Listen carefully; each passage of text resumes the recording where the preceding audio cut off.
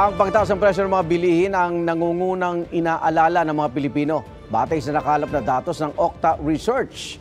Sa isinagawang tugon ng masa survey noong huling quarter ng 2023, lumabas na ang pagkontrol sa inflation o bilis sa mga bilihin ang top urgent national concern ng mga Pinoy.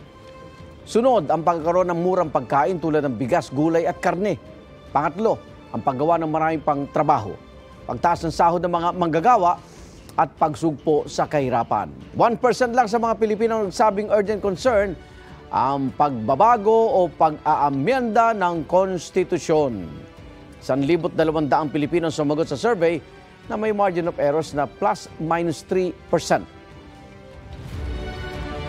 Igan, mauna ka sa mga balita. Mag-subscribe sa GMA Integrated News sa YouTube.